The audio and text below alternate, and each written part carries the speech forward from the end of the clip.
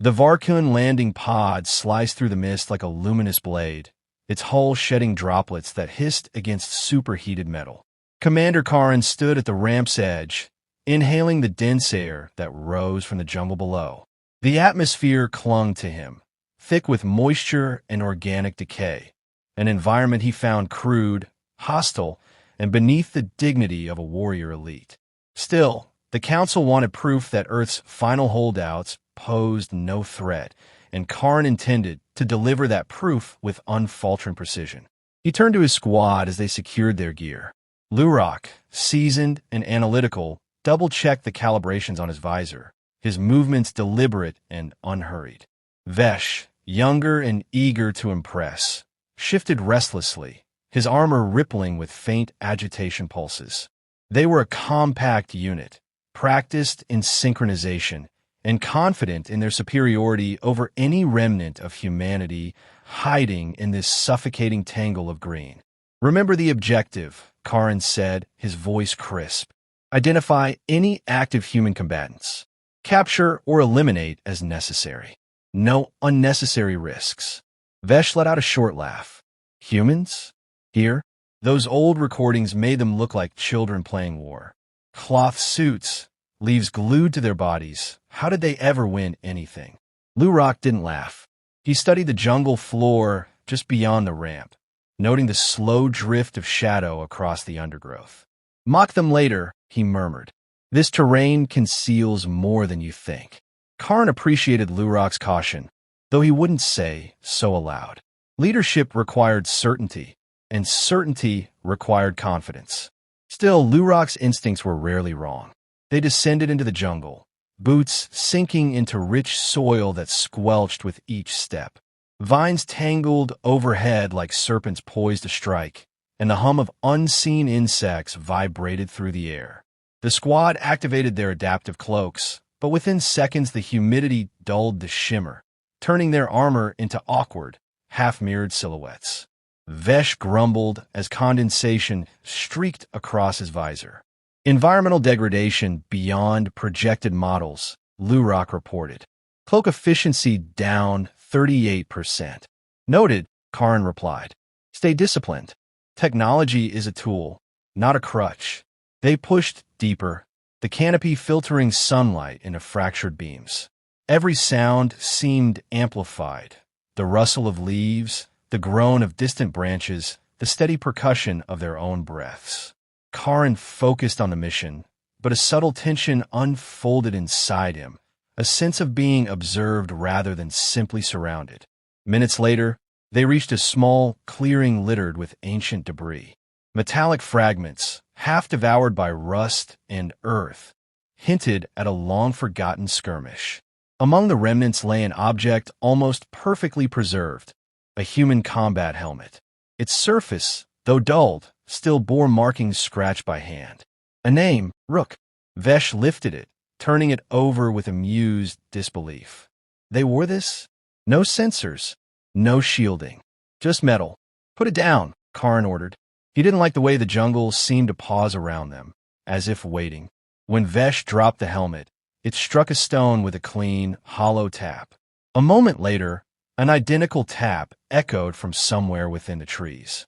Not louder, not softer, perfectly matched, as if the forest had answered. Lurok stiffened. "Commander!" That wasn't an echo. That was mimicry. Karin scanned the perimeter, but the greenery remained deceptively still. A prickle of unease crept beneath his armor. Someone was out there, measured, patient, confident enough to reveal only a sound. "We proceed," he said, though his voice had lost a degree of certainty. "Form close. Eyes sharp. Something is testing us." The squad moved on, but every step carried a new weight. The jungle no longer felt indifferent. It felt aware, and somewhere in its shadowed depths, a hunter waited. Lurok replayed the sound in his memory, trying to make sense of it.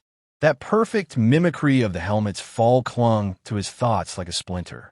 The jungle had repeated it. No, something within the jungle had repeated it. He adjusted his visor, scanning for motion, but the saturated air bent light and heat alike, swallowing the truth in a haze of green vapor. Vesh shuffled beside him, the younger soldier's confidence cracked by the thick silence. Karin sensed the fear spreading through the squad and stepped forward to reclaim control. Eyes up. Formation tight. We track the source of the echo. His voice cut through the unease like a blade. The soldiers obeyed, but their movements felt too quick, too tense, as if the forest itself made them clumsy. They advanced through the ferns, boots sinking into soft mud that tried to hold them in place. A flicker darted across Vesh's peripheral vision. He spun, weapon raised, but his visor captured nothing clear, only a warping of shadow. "Movement behind us," he whispered. The words barely left his mouth before Karin signaled for silence. The squad pivoted as one, armor shimmering through an attempted cloak cycle, though the humidity dulled its effect. Lurok felt the failure like an insult. Their armor was supposed to be flawless.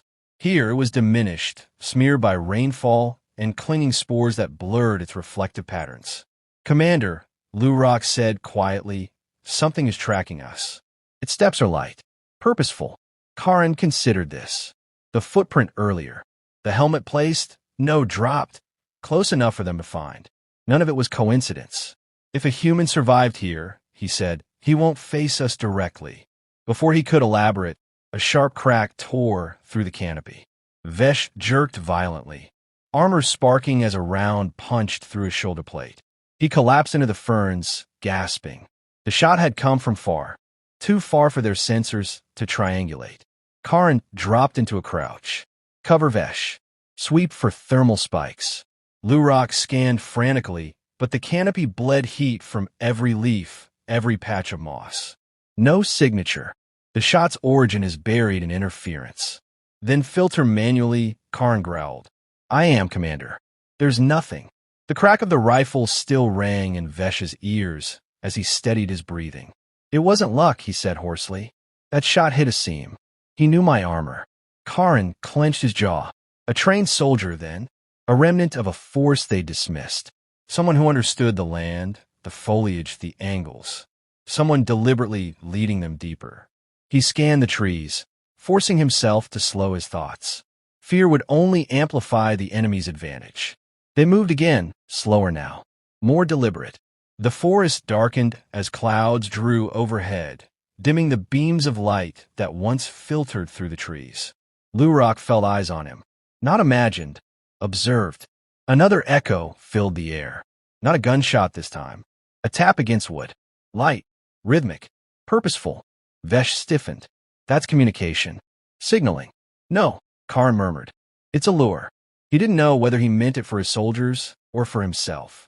The sound came again, 3 taps, a pause, then 2. A measure code, too calm for the chaos unfolding. Lurok recognized a pattern, though not its meaning. "He wants us to follow." Karin exhaled slowly, a thin growl threading through it. "Then we won't. We circle wide. Force him into the open." But as they shifted positions, a chill raced up their spines. The tapping migrated, first behind them, then ahead, then to the left, as though the forest itself relayed the message. Vesh whispered, "How is he moving that fast?" "He isn't," Lurok said. "He's already positioned. The echoes are decoys." Karin felt the truth settle over him like a weight. Whoever hunted them understood every contour of this place. They weren't chasing a ghost. They were trespassing in someone else's domain. And the first casualty was only the beginning. Rain began as a whisper, a soft patter against leaves that quickly swelled into a relentless curtain.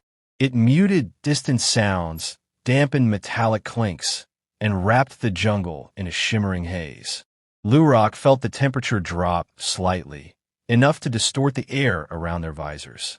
Their armor adjusted, but the humidity overwhelmed its systems, creating flickers of static along their heads-up displays. Karin raised a hand, signaling a halt. The squad crouched beneath a massive root system, breaths synchronized in forced discipline. "He's using the storm," Karin said quietly. Every word was deliberate, controlled. "The rain hides him better than any device." Vesh, wounded but determined, steadied his rifle against the root. He knew it was coming. He planned for this. The taps, the shot, they were to drive us into the open. Lurok scanned the torrent. His visor struggled to isolate any shapes. Every drop of rain created its own phantom signature. He's adapting faster than we are, using the terrain as a weapon. Karin studied each soldier, measuring their resolve. Fear existed, but raw fear had sharpened them. Panic had evaporated under the sting of survival. We advanced to higher ground. The ridge will give us a vantage point. They moved out, slipping between twisted trunks and vines. The storm thickened, swallowing footsteps with its roar. Lurok kept his weapon angled upward, watching for muzzle flashes or unnatural silhouettes. The rain struck his armor like thousands of tiny fingers trying to pull him backward. "Commander," Vesh hissed suddenly. "Tracks." The group converged on the impressions. Light human footprints, angled, purposeful. Karin knelt. The edges of the prints were sharp. Recent. Too recent. "He's close." Lurok's stomach tightened. "Or he wants us to think he is." Before Karin could reply, a faint clink echoed through the deluge, metal tapping glass. The squad spun toward the sound. Nothing. Another clink, behind them this time. They rotated again, tension stretching them to a breaking point. "He's playing with us," Vesh said, voice cracking slightly. "No," Karin corrected. "He's evaluating us." Another shot cracked through the rain. Lurok felt the bullet shear past, grazing his shoulder plate before embedding in a tree. Bark exploded, scattering splinters. Lurok dropped and rolled behind a fallen trunk. Direction, East Ridge. Karin barked orders. "Suppressive fire. Move on my mark."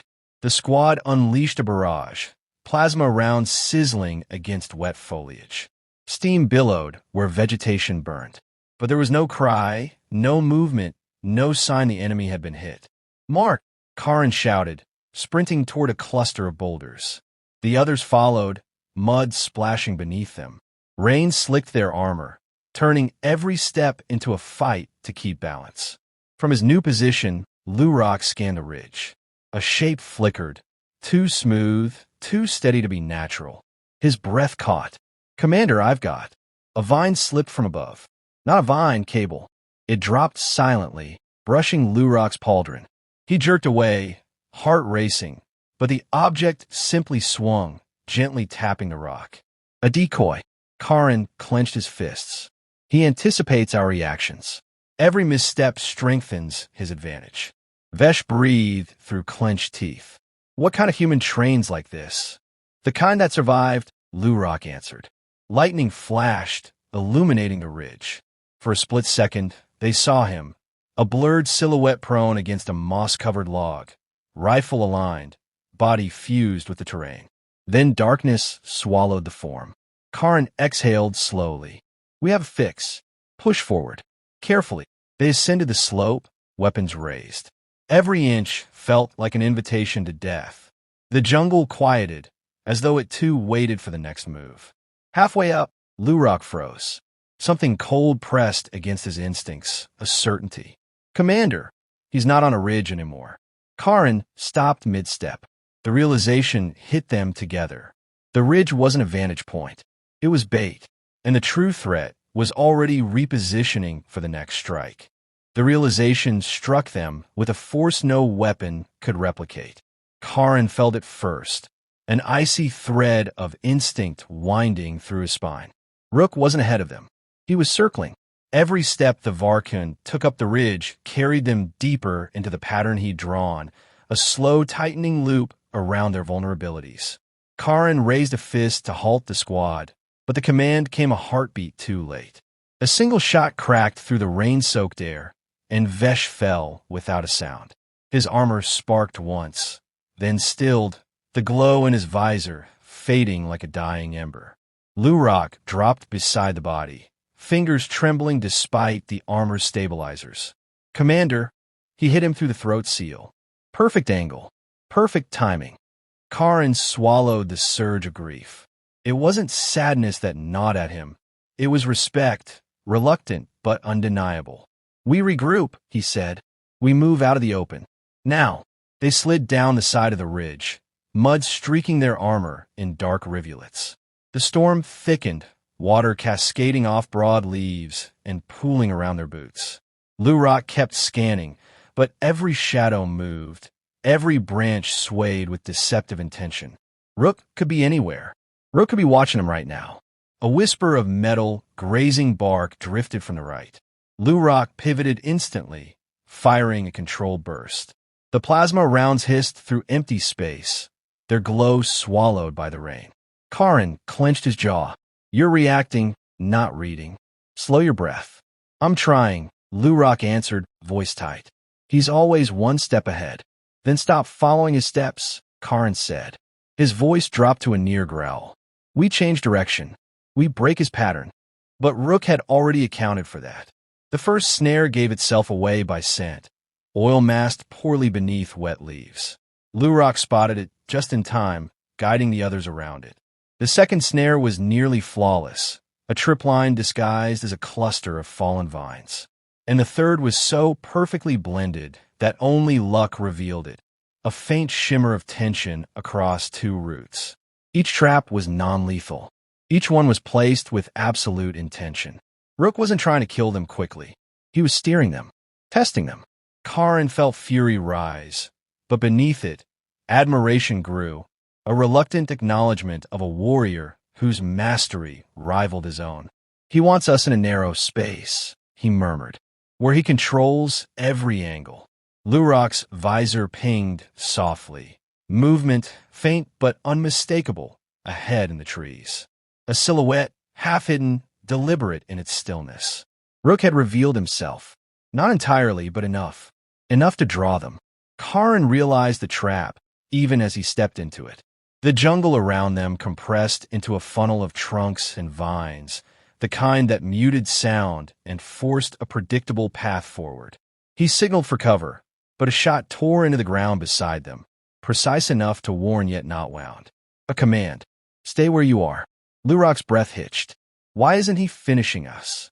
Karin answered, because he wants the choice to be his. Not the weather's. Not the jungle's. Ours. The silhouette remained motionless. Then, slowly, Rook shifted his aim, not at them but past them, toward a retreat corridor they might have used. He was severing their escape with a gesture, controlling the battlefield with nothing more than presence. Lightning flashed, illuminating the hunter clearly for the first time, his ghillie suit dripping with rain, his face indistinguishable beneath layers of moss and woven fibers. The forest was his armor. The earth was his ally. Karin raised his weapon, but something in him resisted pulling the trigger. Respect had hardened into something sharper. Acceptance. He's earned this field, the commander whispered, and he's earned our acknowledgement. Rook's rifle shifted the slightest degree. A silent warning. A final statement. Lurok lowered his weapon first. Karin followed. Above them, thunder rolled like distant applause. The hunt was over, and the victor had never needed to speak a single word.